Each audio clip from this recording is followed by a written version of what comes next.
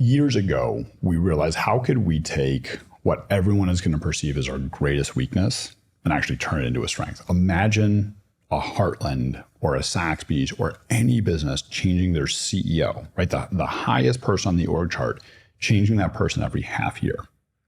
You'd be like, wow, that's a recipe for failure. You're going to fail. So we said, we're not going to fail. So how do we actually turn that into being a great strength and a great learning opportunity, right? And so the way that we do that from a change management perspective, it's about talent curation and talent retention. Meaning, we know as Chris comes in as a student CEO on January 1st, right? Your tenure starts January 1st, you end on June 30th. We know June 30th is coming, and it always comes really, really fast. So knowing that you're going to be sort of stepping down as student CEO on June 30th, how do we prepare ourselves to not just keep the wheels on the bus, but how can we actually let the bus drive even faster and drive even better come July 1st? That talent needs to be on that team, right?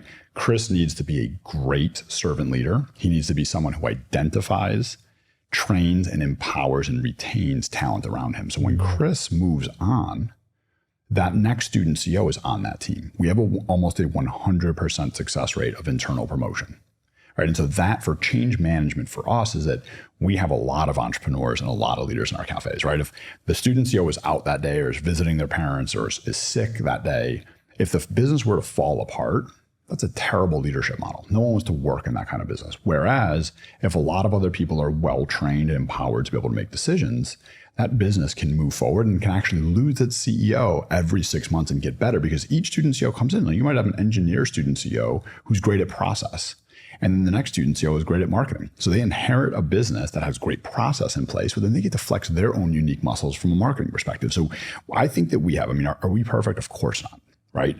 There's a lot of things for us to be able to improve, but one of the things I'm so passionate about is how we're taking a very perceived weakness and making it a strength. We continue to build on the individual strengths of our people. And there's no greater, more fun thing to do as a leader than to develop talent and watch them succeed after you step down. Because most of our student CEOs do this as juniors, right? So Chris is a student CEO, his tenure ends, you bump down to the number 2 person on the team, right? You go into the certified position. And so as the new student CEO, you've got a nice, safety net because the former student CEO is typically there, but it's also, you get to flex humility as the former student CEO that you're not the number 1 anymore, right? So it creates this really unique dynamic that again, translates outside of Saxbys. It allows us to be great while they're running our business for us, but it also allows them to be great as they're moving forward in their careers to lean on that level of experience.